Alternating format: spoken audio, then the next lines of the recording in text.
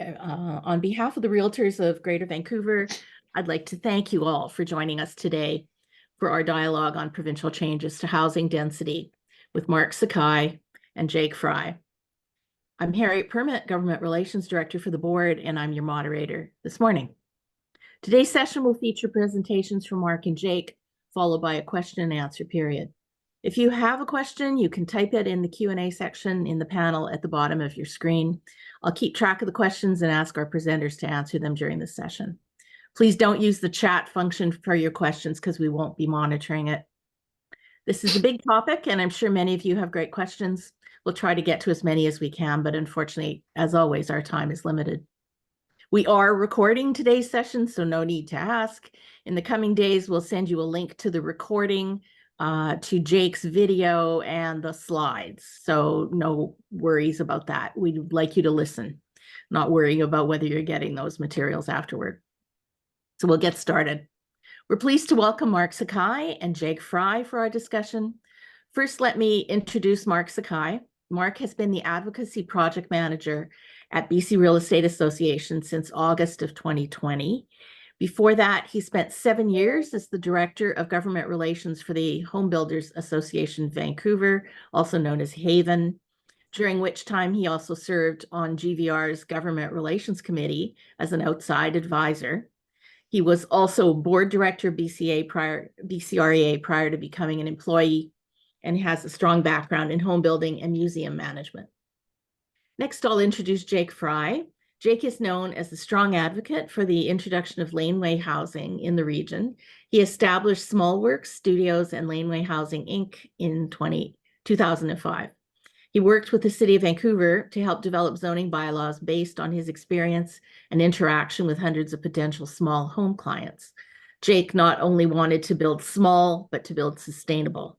He has a team of dedicated people that develop homes which blend innovative techniques and incorporate modern building science and flat pack with hand-built finishes and millwork. In 2012, Jake was one of the 2 founding directors of Small Housing BC, a nonprofit society. In 2014, Jake was named Ernst & Young's Entrepreneur of the Year in Manufacturing. Today, Jake focuses on finding new ways to broaden the range of housing types in BC to create affordable options for single-family home ownership. I know we'll be hearing more about that today. So Mark, why don't you start us off? Thanks, Harriet. So I will share my screen. Okay, let me just start the slideshow. Okay, everyone see that? The slideshow started? There we go. Still on presenter view. Oh, there you go. You got it. There we go. Okay, so yeah, so the BC government has passed an awful lot of housing legislation over the past 2 years.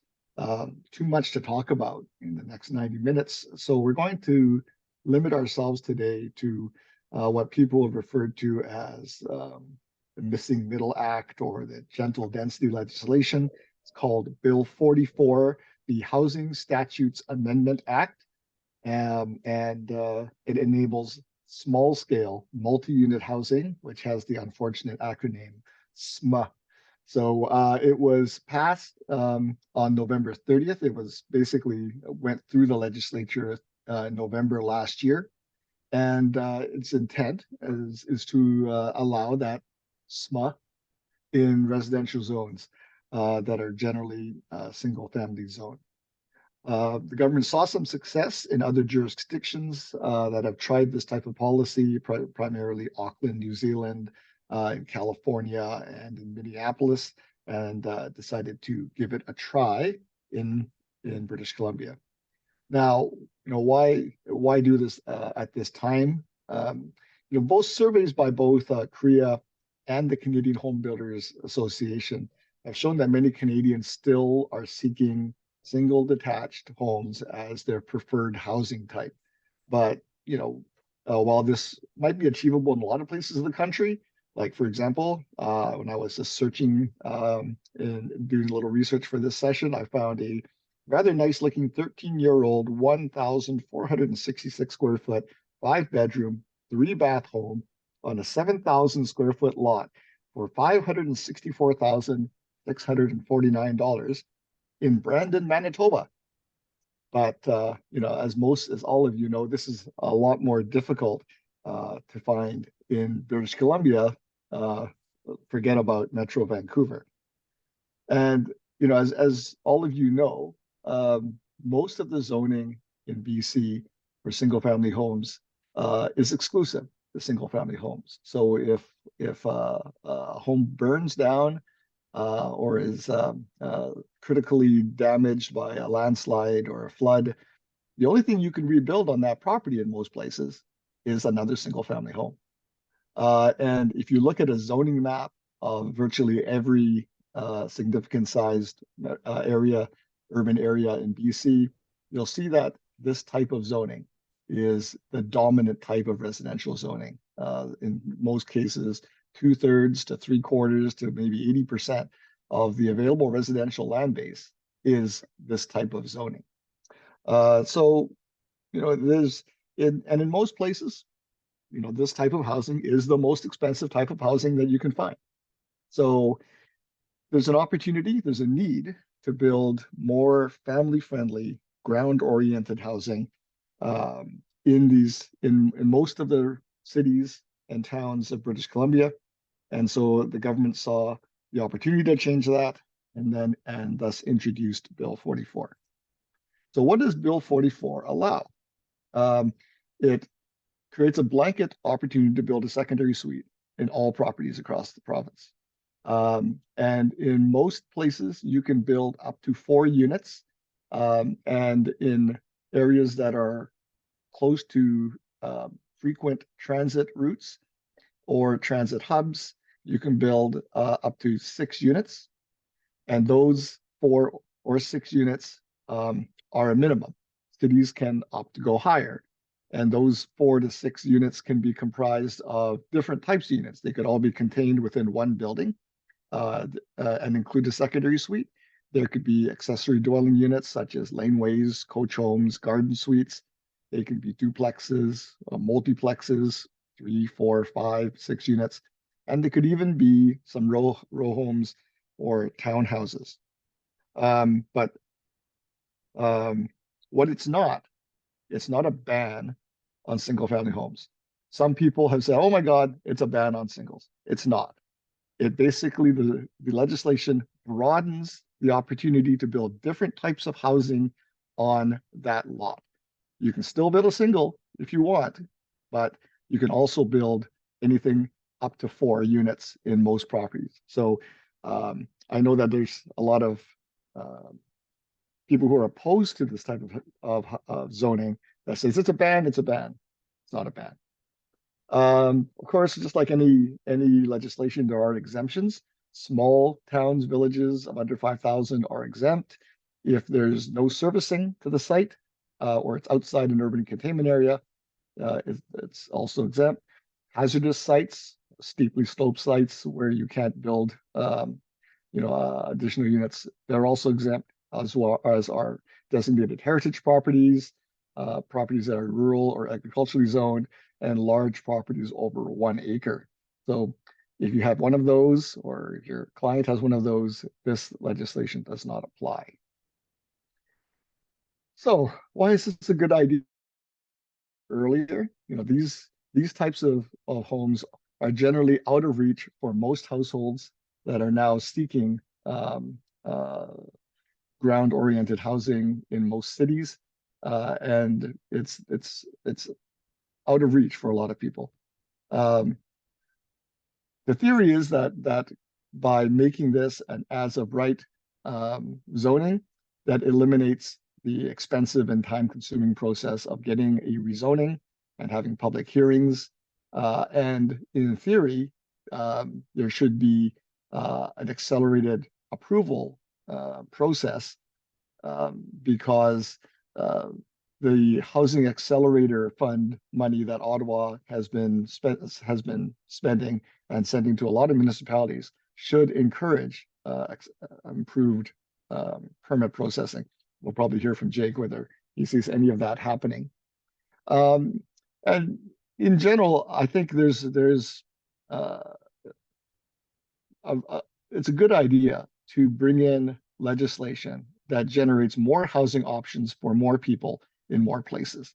When you think about a lot of the established residential areas in many cities, particularly around Metro Vancouver, and I'm thinking also of where I live in Richmond, a lot of these neighborhoods, they've been protected. They've been essentially fortressed for years as single family enclaves. And as a result, a lot of them, because they're out of reach of young families, you're starting to see the populations of those areas being very, very stable or declining. And the part that's declining are the younger residents, people who would be the children who would be going to school. So you're seeing the schools in these that serve these areas having to continuously expand their catchment areas so that they have enough children attending the school, so they don't have to either cut back classrooms or in some cases consider closing the schools. Um, so neighborhood revitalization, bringing more young families, at least the opportunity for more young families to come into the neighborhoods, to have opportunities for things like multi-generational living, to have more opportunities for downsizing, to give people who have been living in these neighborhoods for maybe 30, 40 years and are downsizing but don't can't find a place that they want to live in where they don't have to cut the lawn or they don't have to look after, 2,500 to 3,000 square feet of space. If they can find smaller units that are less demanding of maintenance, that's a good opportunity for them to still stay and in touch with the friends that they know, go to the stores that they like, services, the hairdressers, barbershops that they like, and maybe even create an opportunity through that multi-generational living model to maybe bring their grown children back towards more closer to them so that there's better support for child minding and maybe even support as they age. Uh, and the idea that you can use this model to create both strata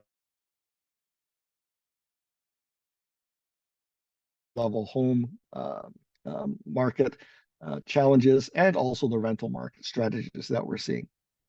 Of course, any policy there's no there's no silver bullets, there's no smooth landings, there's always challenges around. And one of the things that we've been seeing with this is municipal opposition. Not every city is enamored with this legislation. There's a lot of cities that think that the province is overstepping its bounds by imposing this type of zoning over municipalities and taking away the municipalities and residents opportunities to have some say as to what happens in their neighborhoods.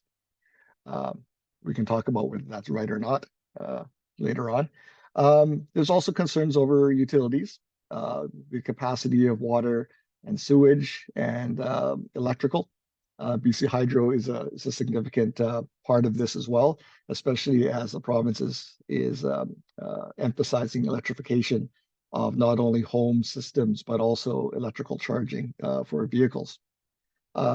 Road capacity, parking, also issues that have been raised. Stress on public amenities, though I would argue that those public amenities haven't been stressed so much as the number of children in those neighborhoods has been declining over the last couple decades. And of course, there's the favorite neighborhood character, which is the favorite word of the phrase of people who are opposed to almost any sort of change that might occur in their neighborhoods. So I'll finish with just what's coming up with this legislation. June 30th, coming up very soon, is the date for that the Ministry of Housing has set for municipalities to pass their zoning amendment bylaws to enable this housing. There's questions still to be determined about development financing. What type of fees that municipalities are going to charge for this housing, DCCs, development cost charges, and the new amenity cost charges, which are in theory taking the place of what used to be called community amenity contributions.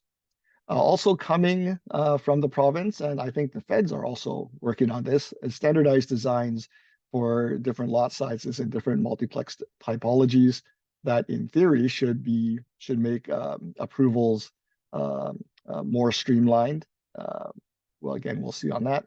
And of course, the Ministry of Housing is keeping a close eye on various municipal councils as we approach and pass the June 30th deadline to see which municipalities are playing ball and which are being the resistors of this policy.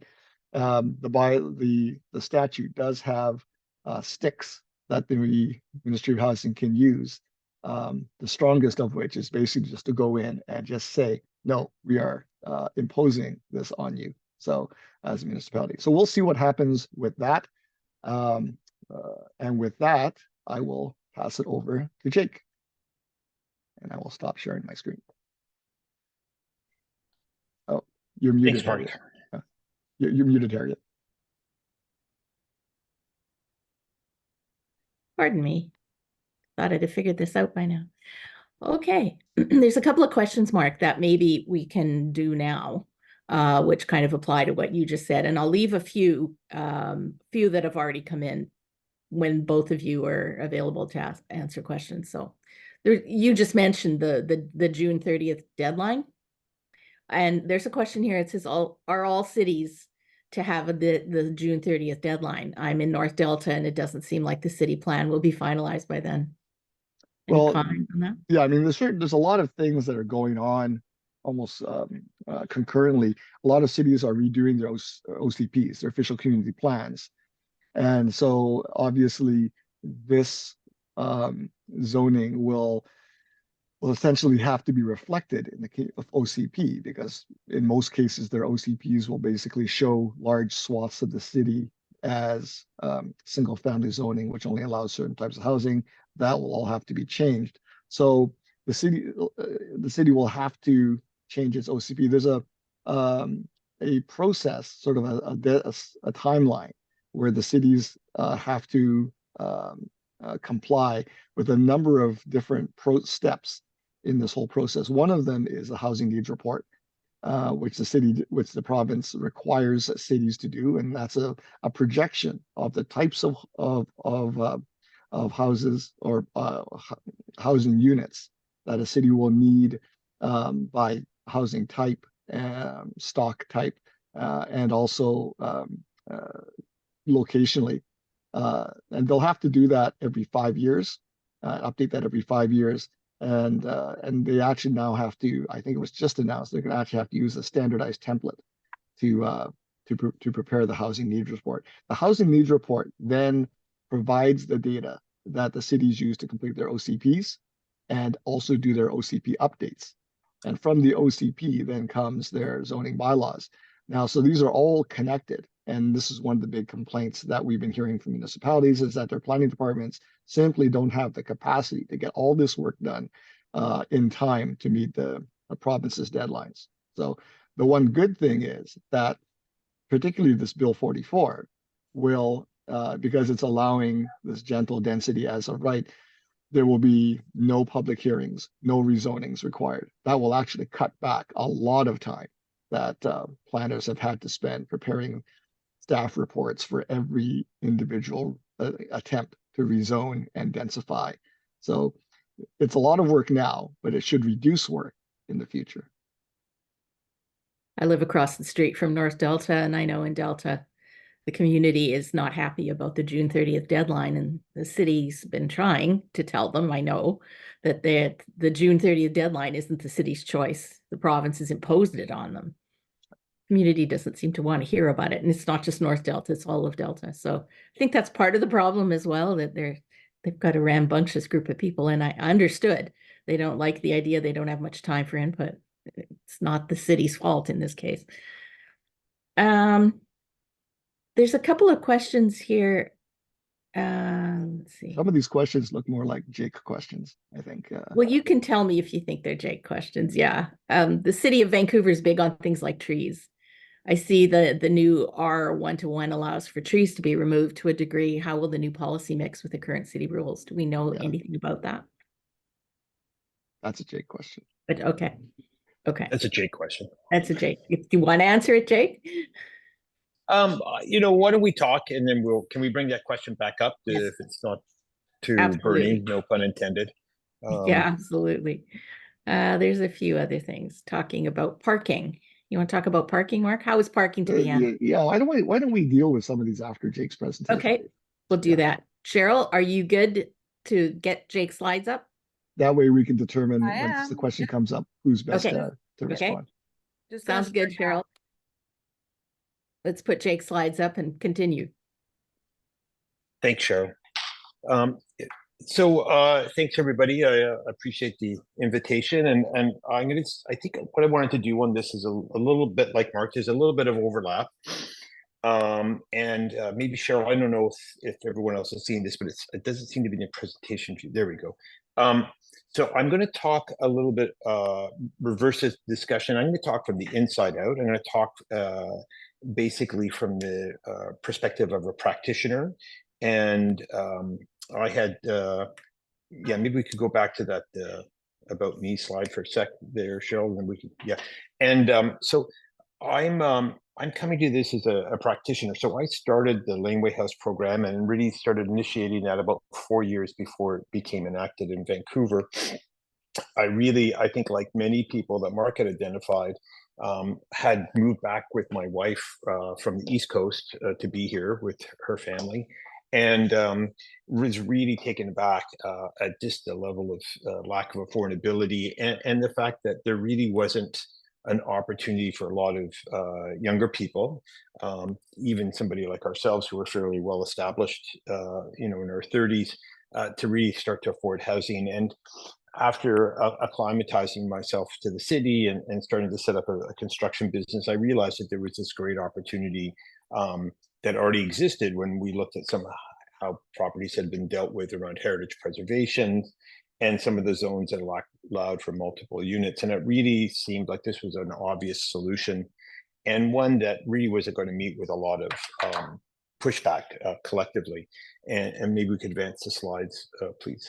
And really, that's really what set up our company. And if I was to take a look at our mission and our values that we really promoted at SmallWorks, it was the opportunity to start to really reinvigorate and establish a form of housing in Vancouver, and then by proxy across the province, where there was going to be an opportunity to really find both a little bit more equitability around attainability of housing, in the sense that a young family with working people could actually afford what their parents had been able to afford, and a better use of land, but to do so in a manner that was much more cohesive to keeping existing communities in their primary establishment, and to find a mix of housing types that could coexist in a blended and cohesive manner.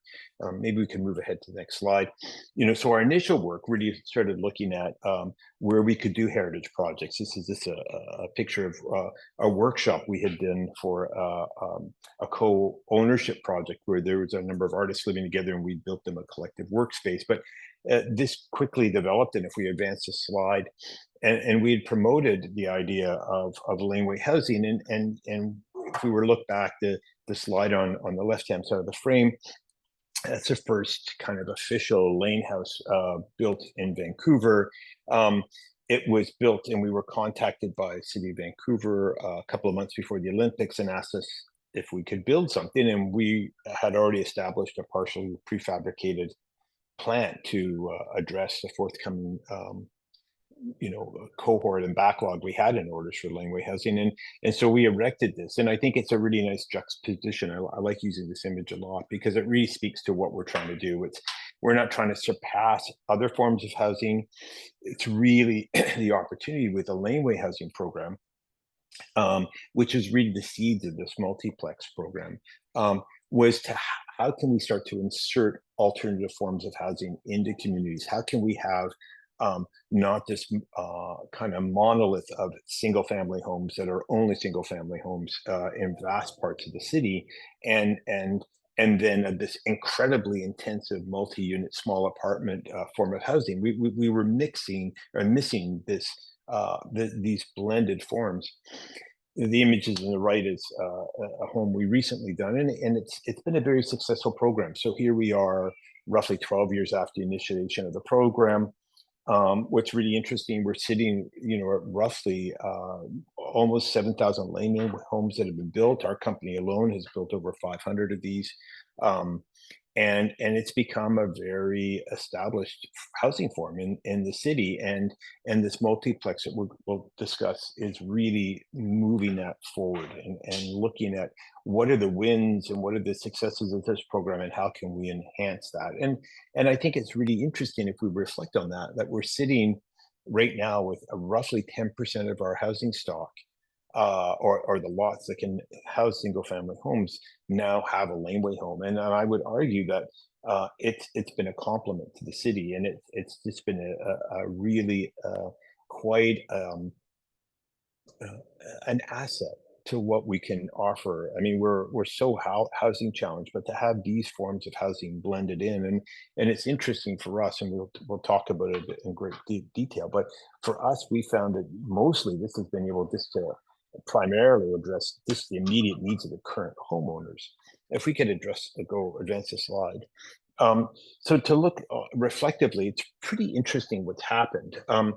When we look at this, so Vancouver was the first municipality in all of North America to do a citywide action of adding this new form of housing.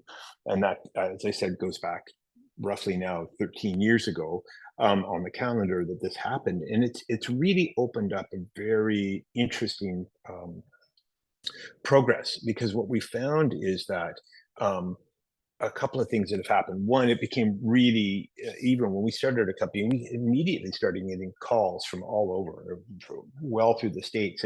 But it's been quite a new movement that's been very progressive throughout Cascadia. So, excuse me, we started with the laneway house, and it started to spread around the province. This built form has been now referred to as an ADU, additional dwelling unit. And what's happened is it immediately jumped down to California, where there is an equally acute housing need. And that program got established. It's gone through a couple of iterations. Now it's a very progressive program. And what we're finding is that currently there are about 160 laneway house ADU permits issued per day. It's now the largest building sector in all of California, and comprises roughly 30% of the building permits that are issued annually are in all of California are for these ADUs. The program also then evolved so that now you could actually subdivide your lots if you had an ADU or a laneway home. And that's a program that's starting to really take hold in California. Moving north through Washington or Oregon and then Washington, they too adopted more and more of what became more multiple units in the lot. And now here we are, if I could advance to the next slide, here we are on the eve of now us doing a province-wide as of right for this more intense use of a property. And ideally, and certainly from my perspective, it's sort of really opening up what has been a very locked perspective of how we use land and residential land in BC. If we look province-wide, and certainly Vancouver bears out these numbers quite handsomely, right now we're sitting with a roughly around, in Vancouver, 70% of our land mass of the city is occupied by single family homes. It doesn't even accommodate 30% of our population. And what's really interesting, this touches on Mark's point, is that right now in the high 70s of the percent, around 76% of current property owners are within 10 years of retirement and have very little. I'm sorry, that's wrong. Sorry, it's 68% of property owners are within 10 years of retirement and have relatively modest mortgages. So what we have is this aging demographic. We have homes, single family lots depopulating in regards to fewer people per family loans. And we have this, amazingly and unfortunate shortcoming of housing units. And so this is the idea, is that this will start to deliver some more middle income housing.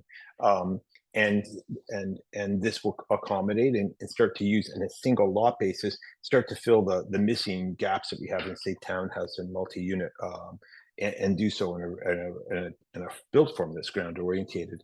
If I could have the next slide, please. So that sort of captures the laneway house program. Yeah, we just advance it. Actually, 2 slides would be great. Yeah, we could pass this. And so here we are. What we've looked at with the laneway homes is they themselves have increased in size as we've gone along. And now what we have in the 2000 with the multiplex, because I think it's worth reflecting that not everyone will do multiplex. People will also just do laneway homes. And to accommodate family needs and the success of the program, they've actually increased the size of laneway homes. Now you can do a bigger home, and in some cases on larger lots up to even 2,000 square feet. So now we're starting to look at those laneway homes, which were sort of a more modest built, more modest unit, starting to take on almost a full single family role, because we know that this is needed and we need these extra full family units. If I could advance to the next slide. And for us, just to reiterate, for us, what we have found that these 3 groups of people that we have, the young families and the aging in place, this is about 80% of the laneway homes that we experience that we're contracted to build, and those are done to accommodate family wealth, whether it's a parent having sold a place and financing a home for them to live in, or building a laneway home so they can rent their front residence to increase their retirement income, or a very common scenario, which is a young family, an adult child who's starting their own family, has a place to actually build in a neighborhood that they're familiar with. The rental property, people who might do this to augment and increase their opportunities for a bigger mortgage, those tend to be more infrequent. They tend to happen more when a property is developed in its totality. But that's still a viable part of the market. If I could advance a slide again, Cheryl, thanks so much. And so what we do think is a lasting, sort of a last note, and we see this happening in some of the legislation, such as in Burnaby, they're starting to look at then really taking the next step, which is to strata title the name laneway home, so that we can start to see backyards. And then that brings us into the multiplex. So if we advance a slide, and some of this will be going over what Mark has talked about, but here we're just looking at some very preliminary work that's happened in Vancouver with what we can see happening on a single family lot. And we know, and what I'd like to focus the discussion on a little bit is knowing the cohort of people that we're working with. What we have found, and what I would reflect, is that this is in its current iteration in Vancouver. It's different in other municipalities, but in Vancouver, this development is really interesting on twofold. One, it is particularly attractive, both financially and also, I think, in a use space, when we start to look at how is this going to be utilized by people who currently own the property, who are now aging out, but really have nowhere to move, or they have family needs, and perhaps even a smaller income, where we're sitting with is people with a lot of equity in the property. They just can't get out, and even if they sell the property, they really can't get the best value, because they're going to have to purchase something to move into, and they're not going to realize their full potential. If we could advance the slide. And so what we have found, when we start to look at these, and this is a project, we have some renderings of a project we're doing where we have 4 units on a lot. We can have something that looks from the street, looks very similar to what a new build would be, but actually starts to accommodate 4 families.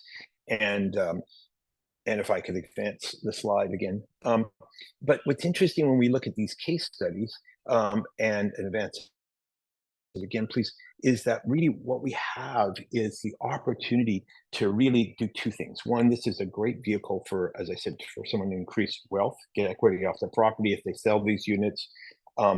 Estate planning, if they take these units and then break them up, and maybe 1 or 2 children gets one, but they would sell a unit, which is in itself going to start to actually finance a project to put some cash in the homeowner's hands.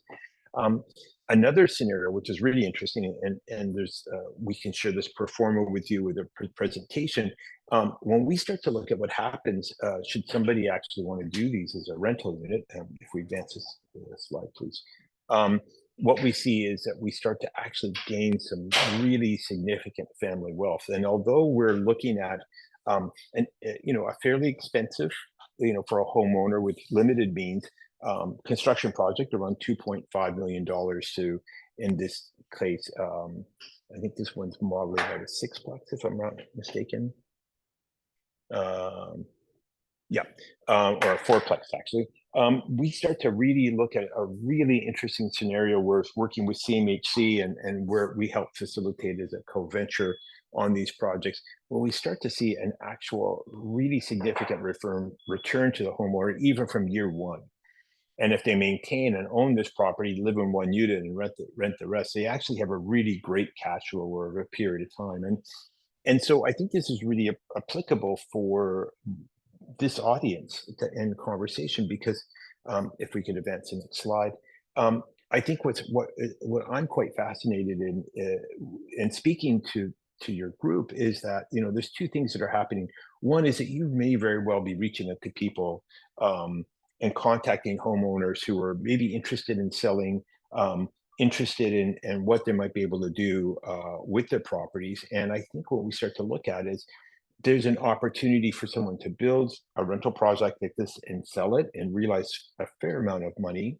I think for the real estate people on the call, what's really interesting too is there may be people out too as well who might want to get equity of their property and sell it, but in fact, it might be a better scenario for them to do a project like this and live in one unit and sell the other ones. And we could maybe advance the slide one last one, because really what's going to happen is within the context of this, quite candidly, there's 3 or 4 where you would have one sale of a property at a certain property value, working with the homeowner and seeing them through a project like this, allowing them to live in one unit, and here they are going to sell 3 or 4 other ones. There's actually more sales for the real estate professionals to look at in the long range of what the property, what the options are for the property, and candidly for the interests of the real estate broker. I'll advance the slide one more time for the last slide, and really, and why we're excited about this as a company is because this is, sort of building for families has always been our big goal. But what I really feel that also as a larger community, this is how these type of initiatives are really interesting around the sustainability of communities. It's also really good for the economic viability of communities. I mean, the work in California, I mentioned those numbers, as they just moved into their ADU program, it's now become a $4 billion per the revenue off, and the economic stimulation is estimated at $4 billion per annum. And I think when we start to look at how we start to even gently and subtly start to introduce this form of housing into the BC generally, we're going to see a very similar industry stimulate that we hadn't expected to be there. I think it's very important because, again, I think it's going to really aid the financial stability of the people who currently own the property. It's going to really be a very, from tax-wise and other economic drivers, that essence of estate planning as the boomers really start to leave and need to distribute their equity. This is going to be a very viable way for to look at estate planning to offspring, and then of course this are in retirement and in the drivers of fixed income. This is also going to open up a number of opportunities to allow someone's retirement to be much more stable and cash positive. So that ends my slide presentation. I did have a small film I thought I'd show you, again, somewhat promoting the course of how we're approaching the type of work that needs to happen across the province. I think it's points out a number of things, and if we can just roll the film, I'll let that play for itself. It's about 6 minutes long. Okay, did you want to just give it the highlights, and then we'll go to Well, Q&A? I think this the highlights is, what we've talked about is, and this applies to our company specifically, but it's really, I think the opportunity is that this will really stimulate a lot of the construction business. Like from our perspective, we've really specialized in a number of processes where we can really take a client from initial discussion and take them right through the system. We're able to build these projects quite quickly because we have a component-based system, which is a lot of the work that we've been doing over the last 15 years, is to build up a building system which is quite unique. We feel other people will adapt it, but it's the opportunity to really get through a construction project in a matter of weeks. And to do so in a way that's not just using modular, but more of a component-based assembly. But a lot of people look at the film and they'll see what we're talking about. But I think what's going to be very interesting out of this is, I think, much like the municipalities have looked for standardization to help amplify the opportunity for volume around permitting and shorten permit timelines. There's a number of builders like us who are very innovative and are going to be able to, execute these multiplex projects in a matter of, several months rather than several years. Okay. Let's go back to question. Yeah, so Harry, I'm looking through the questions. There's a lot of questions about, parking and application of the provincial policy to municipal. So I sent Cheryl a link to the province's their policy manual. So if Cheryl, if you're able to put that link into the chat, then people can actually check out that document.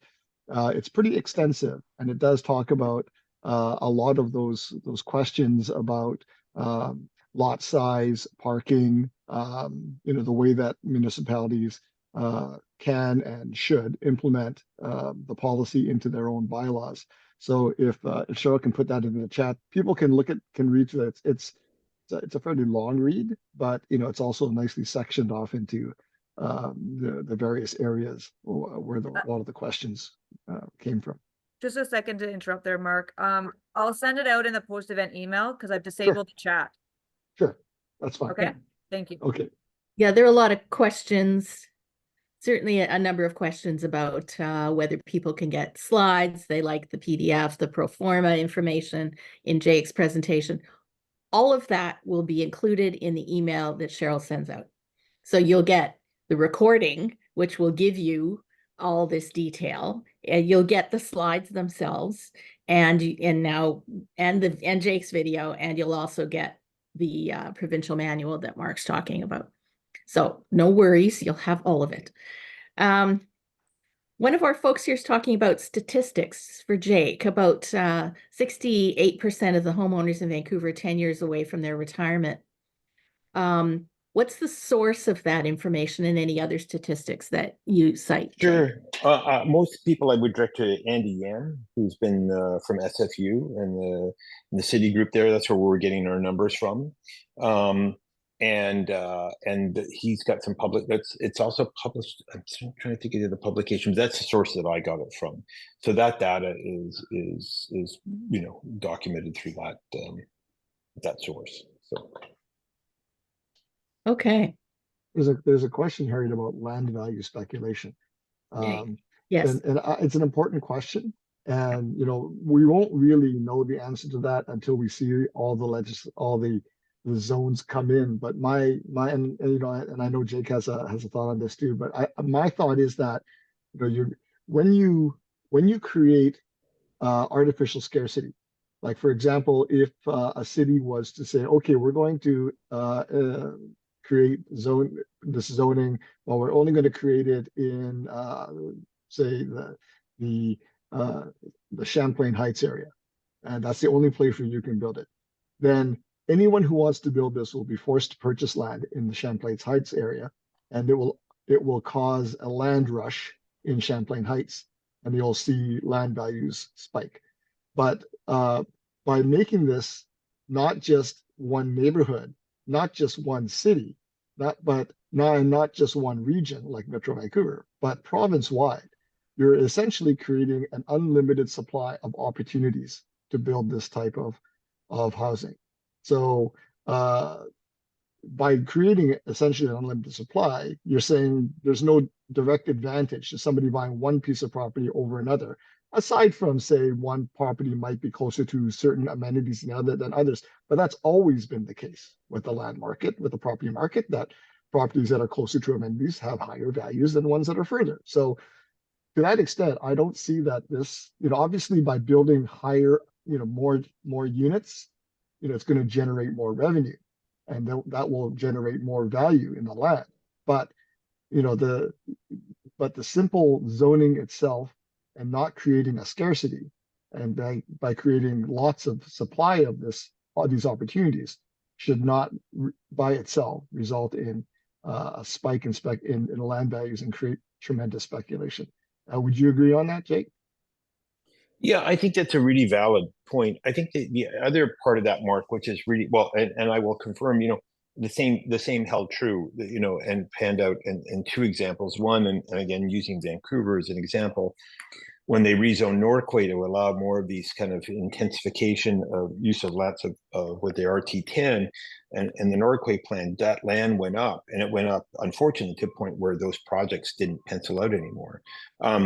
Conversely, when Laneway House program came in, it didn't seem to really affect the land value at all, even though one would think that extra square footage that can finance and bring in more revenue and come at a higher price would, and it didn't seem to really make a big difference.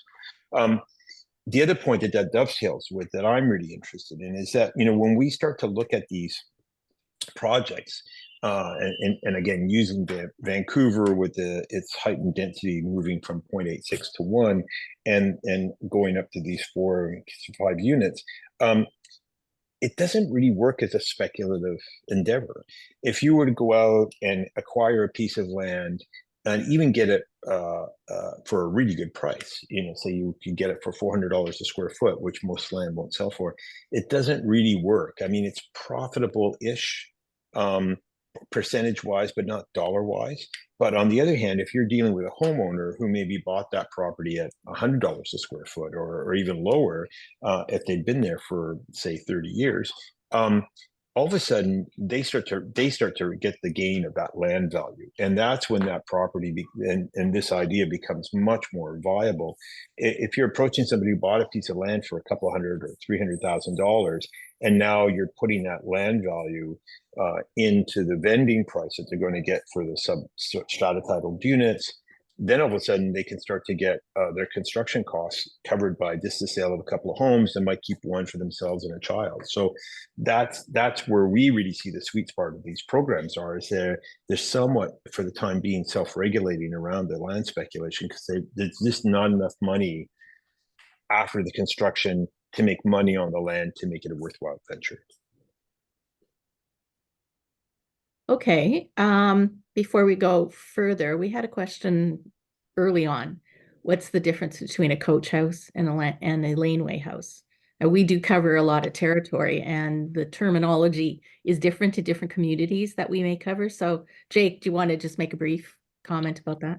Yeah, it's semantics. It's nothing. And in fact, we've even, on our own, through our own legislative kind of advocacy with the province, really try to move everyone over to this term of ADU, additional dwelling unit.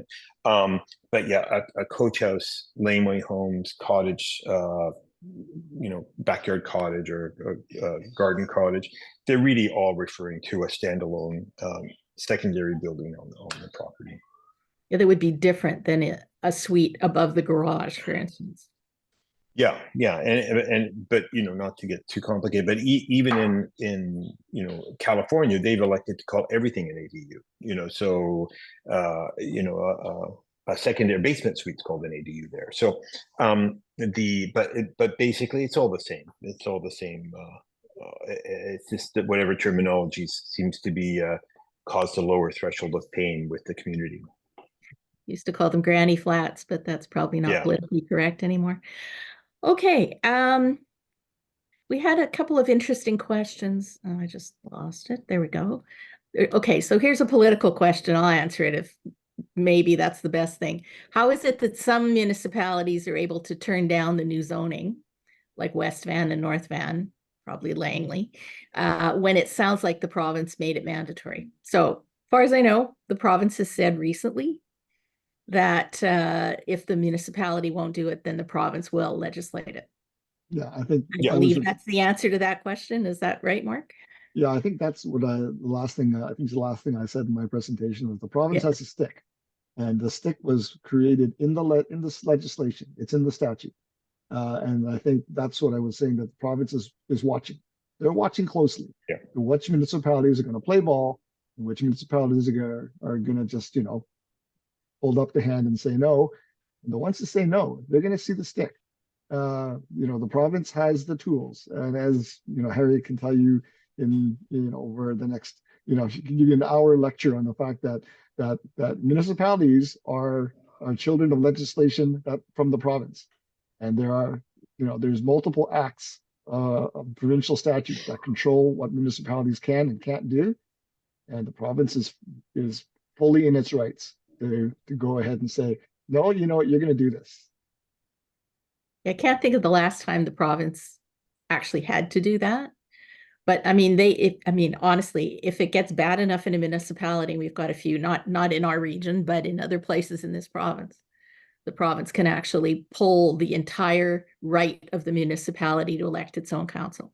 They can appoint an administrator. That is extreme, but I mean, that just gives you a sense. If the province actually wanted to do it, and it's really rare, it's bad policy and bad politics, but it could Well, happen. So I recall back in the early 2000s, the TransLink board was adamant in not allowing the Canada line to be built, and saying the Evergreen line will go next. And the province came and basically fired the whole board and put in their own board and said, we're building the Canada line because the Olympics are coming and we want that line going out to the airport, and full stop. And that's how it got done. yeah, I think that And was then Kevin much, Falcon as the I transportation think minister I at the think it time. was. And Yeah. then much later on, the mayor's council was reestablished. Yeah. So these things are possible. Anyway, so another question: have all cities declared yet if the multiplexes are able to be stratified, or they must be rental? Rental has always been the tradition, but there are some, I think, that are stratified now, but I don't know if they've all said. Yeah, I think they haven't all declared. I think the province was very explicit in their guidelines that they wanted to see a mix of both, that one wouldn't be curtailed.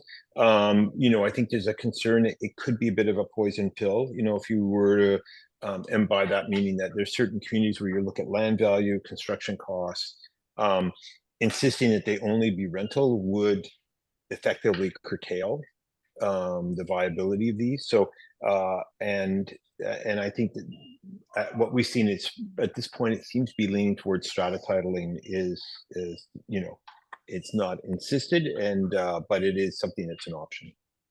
It was interesting to note that Richmond, who just passed their bylaw on Monday, the staff report recommended rental, and council said no.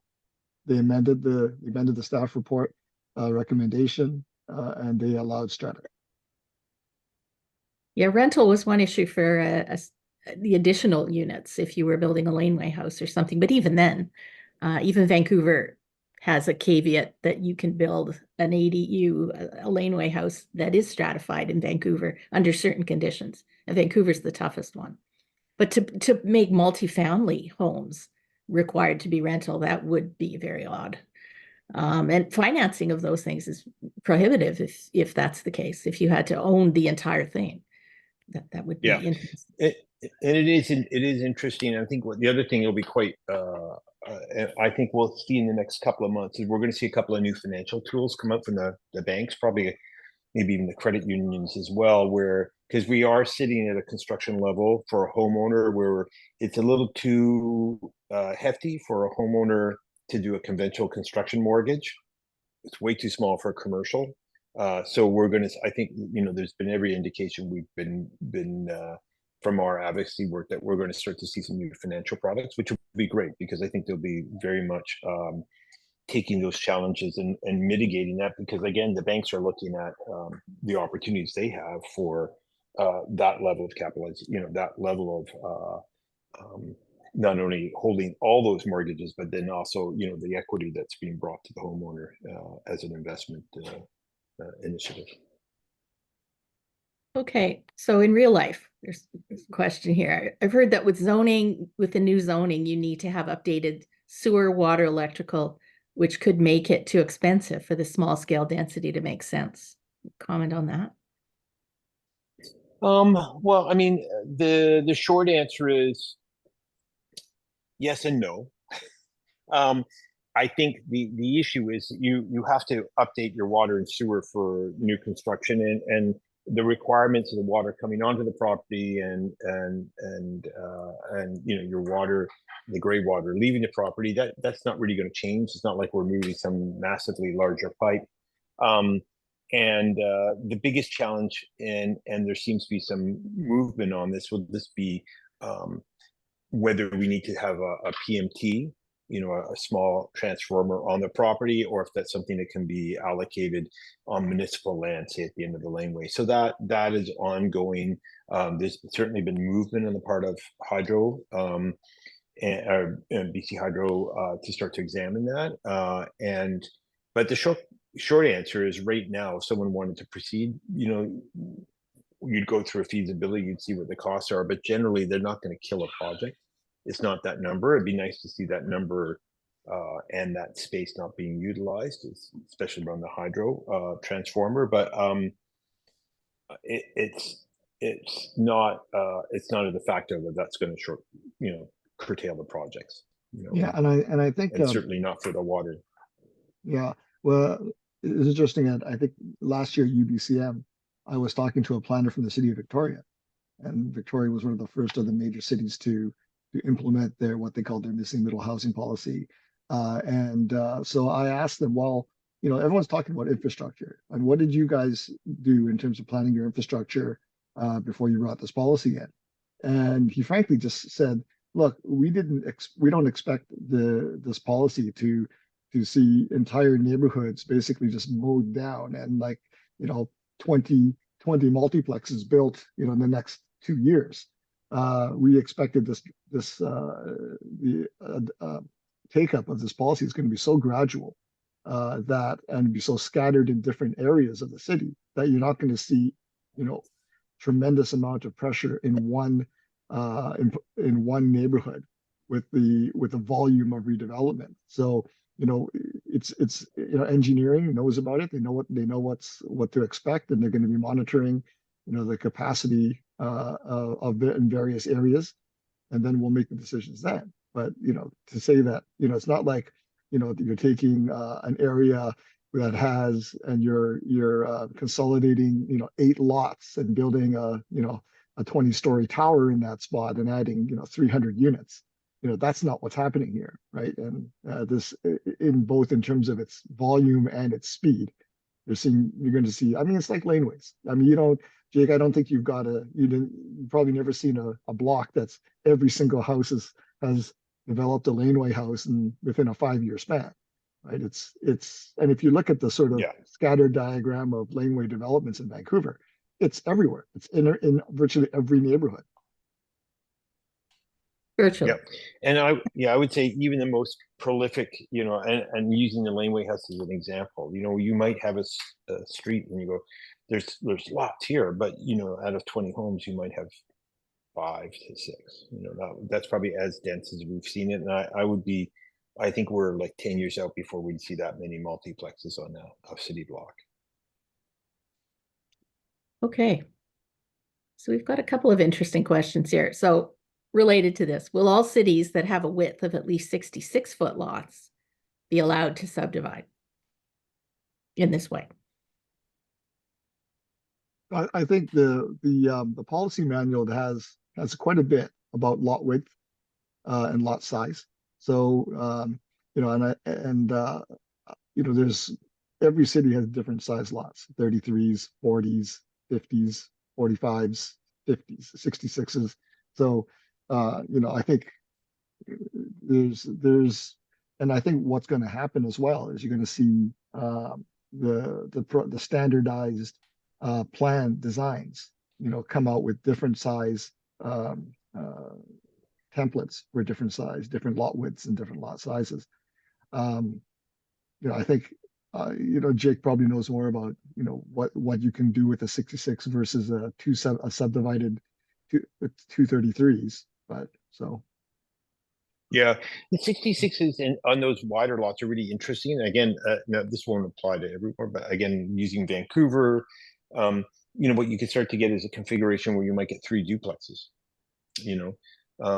as opposed to 1 6-plex or a 4-plex with a 2-plex. I mean, I think that's the opportunity the planning departments will have is as they become far more dynamic in how they approach this housing form. I think the real interesting part will be to see what the standards, the province has gone out and they've tendered out and they're going to be issuing some sort of pre-approved designs. It'll be really interesting to see what those, how those deal with different width lots and the approach that's taken there. Yeah, There's a for example, question here. Richmond's staff report that came out on Monday looked at the different lot widths and what could be built on those different lot widths. They kind of went small, medium, large, extra large. So if somebody wants to go to Richmond's website and look at the agenda for the Monday council meeting, you'll see that entire staff report there.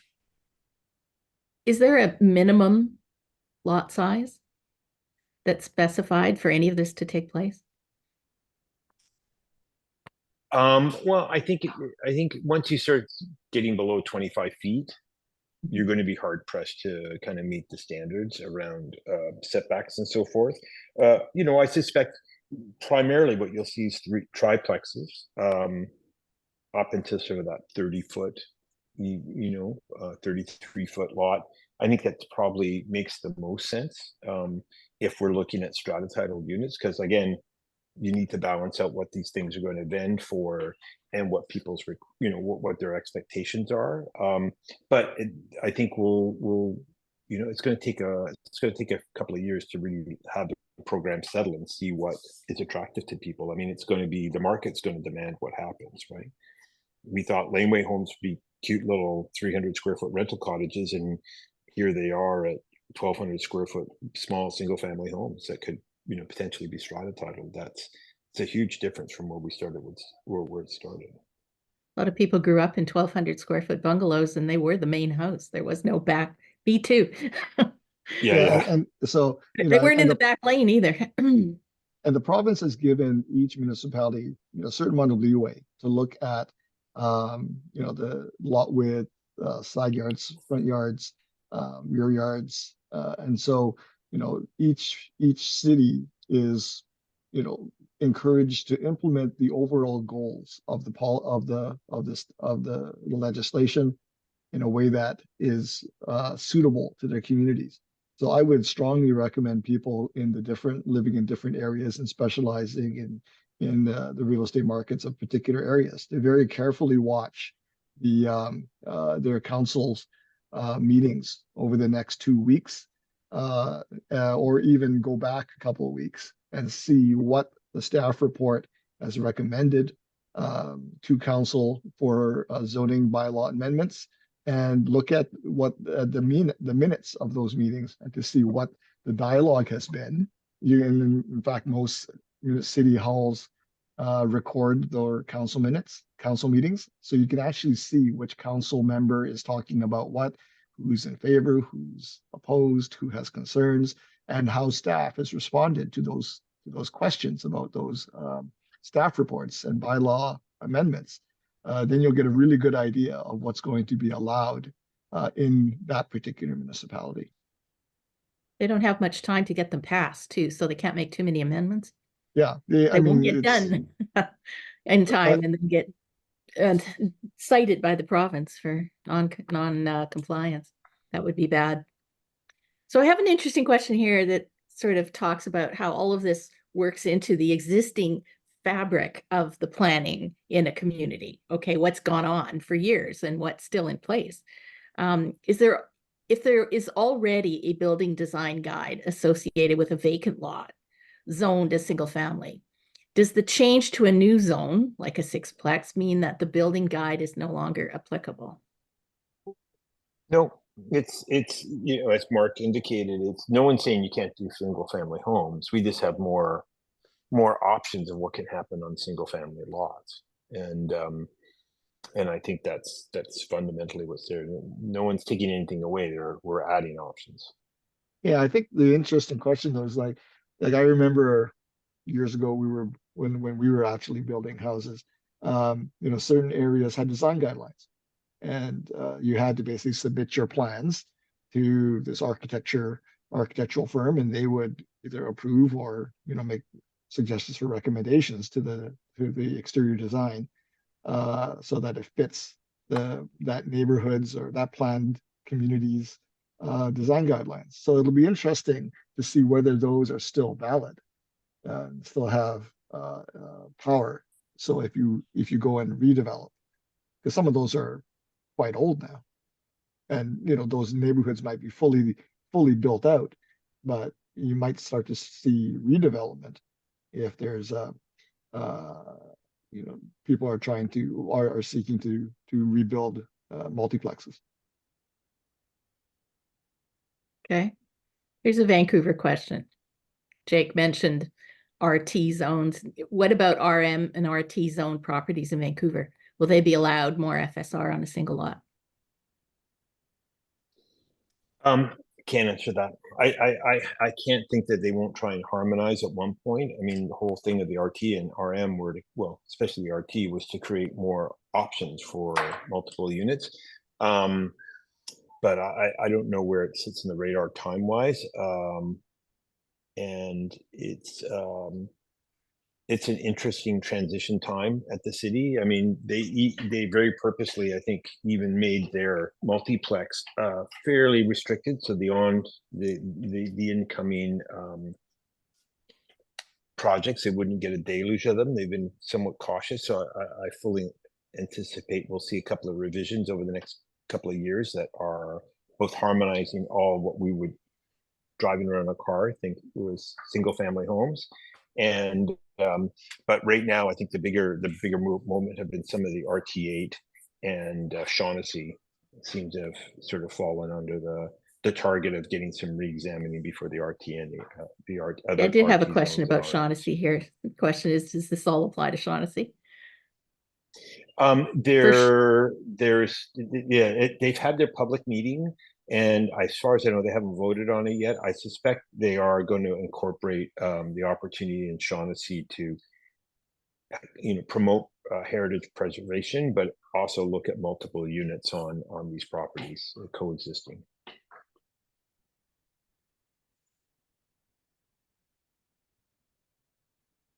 Oh, where did Harriet Did go? we get dumped? Yeah. Oh, there she is. I'm back. Yeah, you got frozen there. I don't know if you heard my answer or not, but No. it looks like what they're so they had a public consultation, you know, in the sense of a public hearing at City Hall. I don't know if they voted on it yet because they got through all the speakers, but didn't get to the vote.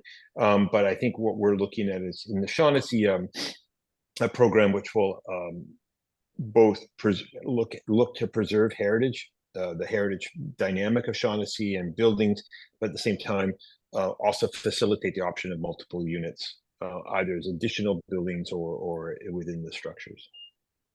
In a lot of places in Shaughnessy, you can hide a lot behind all the trees. So it might not be quite as problematic as it would be in other areas, except on principle, but yeah, maybe not visually. There was a question here. I don't have it in front of me immediately, but it was interesting. It talks about accessibility of units, and a lot of the units look like they're going to be built in ways that have stairs, and that would be a problem from an accessibility point of view. And I'm wondering if you think any of the new designs that are coming out will account for accessibility concerns and maybe have more single story buildings coming out as part of the standard designs. Has there been any conversation about that? Well, there is, because there's accessibility as part of the building code, you know, and there are mandates around that.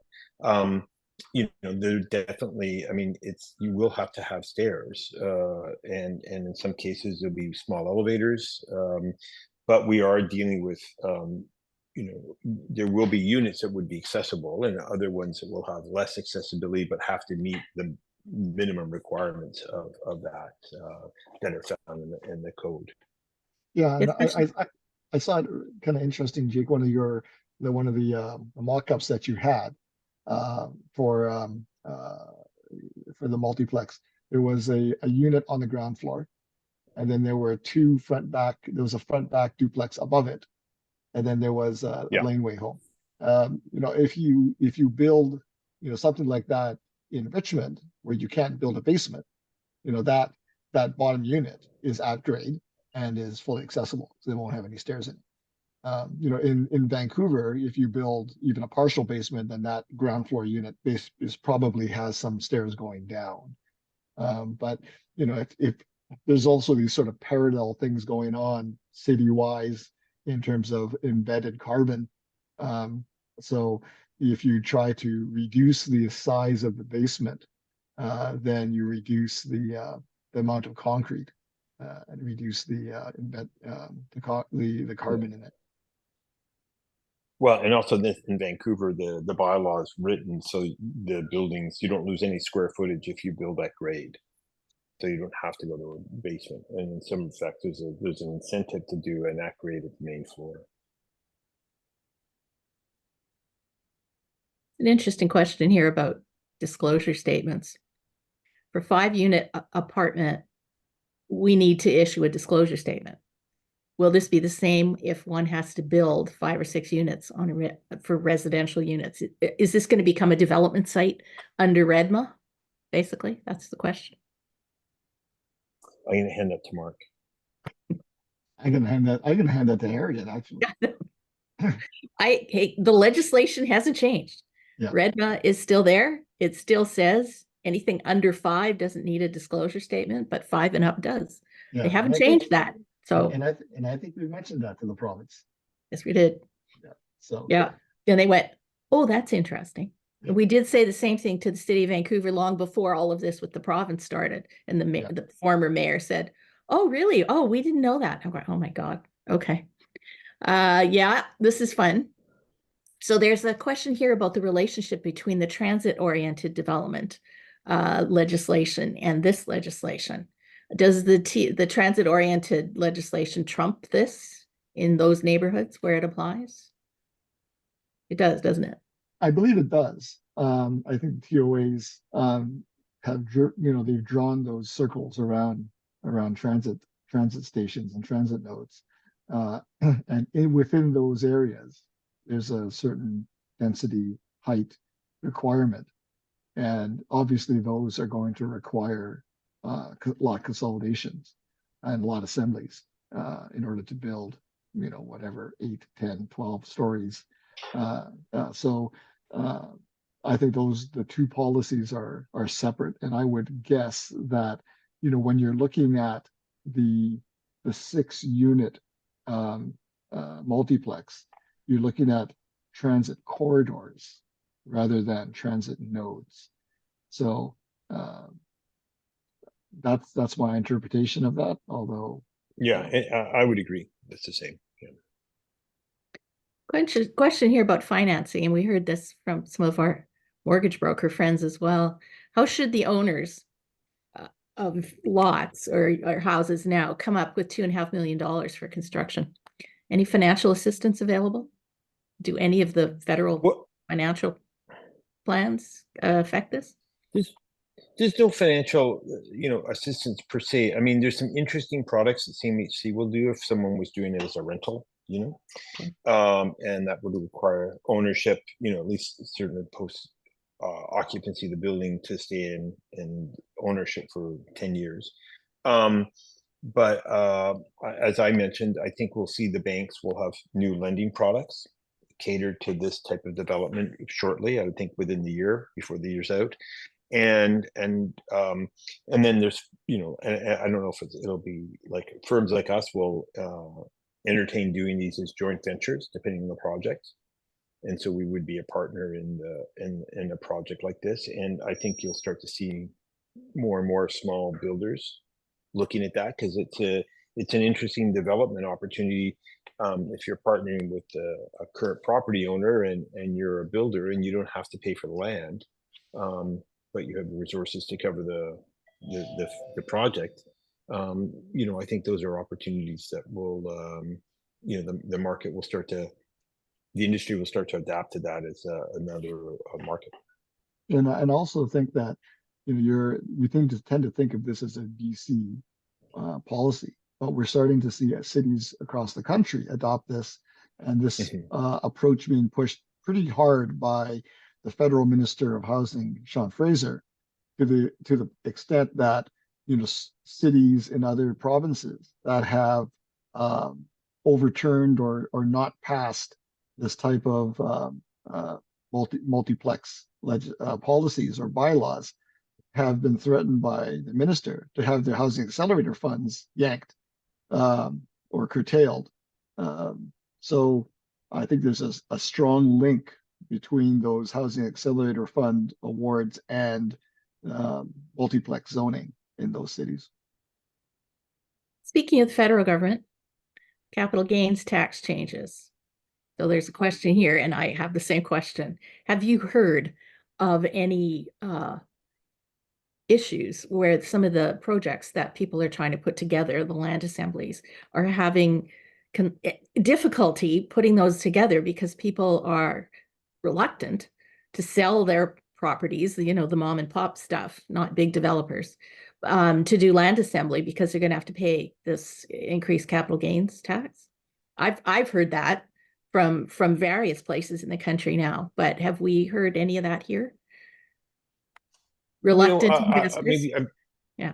Yeah, it's interesting. I think, you know, what we've been, I don't have an answer to that question, maybe Mark does, but I will say that what we've seen is more the opportunity really for estate planning and that distribution to children. And this is a vehicle to start doing that. I mean, we've been doing it on an ad hoc basis, you know, with these other programs like Laneway Homes or Coach Houses for a while, but this is a much more formalized one, and it's nice because now all of a sudden you have 3 or 4 mortgages that the children have, and they may not be very large, but it is a way to start to distribute that kind of family wealth and take some tax advantages that happen there. So, Okay. This question here about cul-de-sacs. This is kind of interesting. So based on all of this, an area with houses and cul-de-sacs with similar houses backing onto the properties is going to be valued. Is that going to be valued less due to the difficulty in increasing density? Is that? It's interesting I believe the City of Richmond staff report actually includes discussion about what they called irregularly shaped lots. And in Richmond, those cul-de-sacs, they're everywhere, right? And those high-shaped lots are everywhere. Now they have this tremendous advantage of huge amounts of depth and large amounts of land. They're usually larger than the lots on the straight portions of the road, but they also have the disadvantage of having that narrow neck and the sort of standard road design of cul-de-sacs means there's almost no street parking. So it does create some challenges, and I think because of that, City of Richmond has included the requirement to have a development permit application as part of the any applications for multiplex in irregularly shaped lots, i.e. cul-de-sacs. Wonder if I don't know, in terms design wise, I don't know, maybe Jake could say maybe advantages or disadvantages of those. I don't know, Mark. And to be honest, you know, I think the opportunities with you know, pie-shaped lots or regular lots, architecturally, there's great advantages. There's really interesting things that can be done. The disadvantage is it's not a standard approach, and then that tends to make the projects more unique and they have different drivers around time and costs. But you know, again, the nice part about these is we're not dealing with big projects. We're still dealing with buildings that, like, there's lots of single family homes that are going to be bigger square footage wise in Vancouver than what even of these floor plexes are. So you know, they're not. But it's to be candid, I don't have a lot of firsthand experience with this. We've done a few, but not as fourplexes or sixplexes. This is a suburban problem mostly. The neighborhoods Yeah. that would be interested, the neighborhood reaction if somebody tries to do one on a cul-de-sac. To see what the neighbors think. Maybe it'll be better than what's there now. I don't know, but Well, I think if somebody comes up with a very good design yeah, for the typical cul-de-sac or a multiplex, then I think that'll be the big winner. might be able to do Because something nice with green space though for kids to Yeah. play. I mean, there's developments for Winnipeg. There was a development built as by CMHC as a model development after World War II, and it was so weird because it had the lane. The houses all faced into to the street. It was rounded cul-de-sac stuff, and the lane was behind, but it snaked through the development. So all the public space was in front and not in the back. And if they could, you know, you could find a way to do this where you could sell it as very safe for children too to play. Might Jake, be popular. maybe we'll see some of these pocket neighborhood type Yeah. projects that Chapin was the big Exactly. Yeah. design Love champion those. for. Yeah, you could do great stuff and conserve the public space that way. It's not all in somebody's lawn. It's in Yeah. collective space that might be more usable to the neighborhood, which might be interesting. Well, you can imagine what you could do with a consolidation of two cul-de-sac lots. Yeah. You could do something very cool, I think. Sort of a cluster housing type of a project. Yeah, exactly. Some common space that's usable by all the homes. That might be nice. Like those interesting little cottage developments in the States. They're kind of interesting. Yeah. So okay. So maybe a last question. Will ACCs apply to single family homeowners buildings if they're building a fourplex or only higher density projects in mid-rises? Do we know anything about that yet, Mark? I think if you look, some of the city staff reports have some talk about development financing, but not a lot. I think that's still one of the things they're probably going to have to amend their DCC bylaw, and then probably create an ACC bylaw because the ACC is a new financing mechanism available to cities, and I think the cities are still trying to work out how they're going to use ACCs.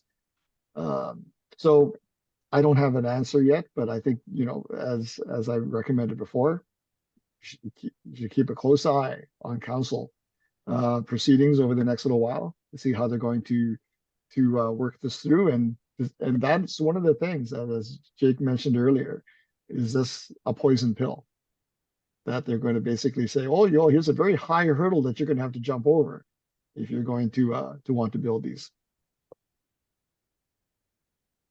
Yeah, and on that note, so there's one last question, is political question. Is there a possibility to remove this legislation by the next government? Well, always a government can do it.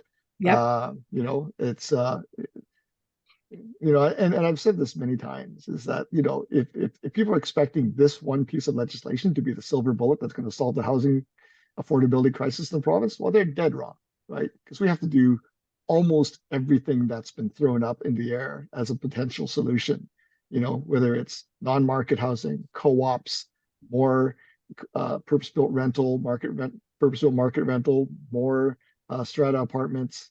You know, you have to just do it all. And you have to do it in as many places as you can. You have to improve transit. You have to improve infrastructure. You got to do it all. And it's going to take years. So people think, oh, you know, wave a magic wand and all of a sudden housing is affordable because we're building multiplexes. Not going to happen. So. Yeah. But I will say there's also support from both parties, you know, from my advocacy work. This is I think it has more friends than enemies, you know, to be candid. Yeah.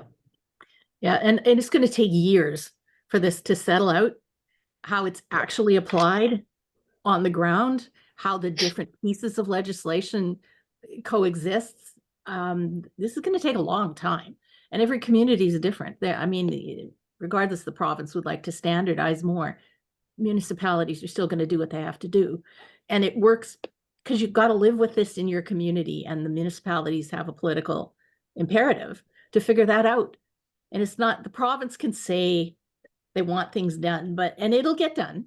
But not every community is going to be a cookie cutter approach. It's impossible, and people won't stand for it. So it'll get figured out. People will do it, but it's going to take years. And so I hope that they at least leave this stuff in place and don't start tinkering too much, because by the time you figure one thing out, something else changes. It's a nightmare for a lot of communities. So yeah, and housing supply is by its economic nature inelastic. It takes a long time for housing supply to respond to changes in demand. So there's no quick fixes. And all the policies in the world aren't going to help that. They're not going to bring more construction people to work. I mean, there's so many other problems that we have that are tied into this concern. I hope every government puts things in place and then leaves them for a while to see what happens, because that's the only way you're going to know if you're successful. Otherwise, how do you know? It's like an experiment. You can't keep changing the parameters. Otherwise, you'll never know if you actually did the right thing or you didn't. Anyway, interesting questions. Thank you all so much. We didn't get to all the questions, but I'll go back through them and see if there's more that we can answer afterwards. Really, really appreciate the time Mark and Jake spent with us today. Their presentations were interesting. Certainly our members have questions all over the map, understandably, and we'll probably have to do more sessions like this on the other pieces of legislation that relate to this. There are so many other statutes that have been altered lately. We're going to have to take a closer look and see which ones we need to talk more about. We couldn't talk about every one of them today. We said we were talking about Bill 44 mostly. There's a lot of stuff in other bills that's important, and we'll settle back on that and have a look what we should be talking about more to you folks. If you have preferences of what you'd like to hear, put it in the survey. Tell us what you think we should be talking about more, what you could use in your practice. So before you all go, I just want to point out a few upcoming events that members may be interested in, and there's all sorts of them, but two in particular. There's a van summer party, Miami Vice edition. You do whatever you want with that. You figure it out, where you pull your white shoes and white belts out and your no socks, I guess. That's on Friday, July 19th at the Park Hotel, the outdoor patio. There's a Realtors Golf Classic, of course. What would the summer be without a golf tournament? Friday, August 23rd at the University Golf Club. You can reserve your spot in these events through the courses and events calendar on gvrealtors.ca. And again, like I said, there's the survey will pop up when you leave the session. We'd really like to hear your feedback on today's session. There'll be a link will come up, and please let us know. We really appreciate the comments that people send us. Thanks so much for sharing your time with us today, and enjoy the rest of the day. Appreciate it very much. Thank you.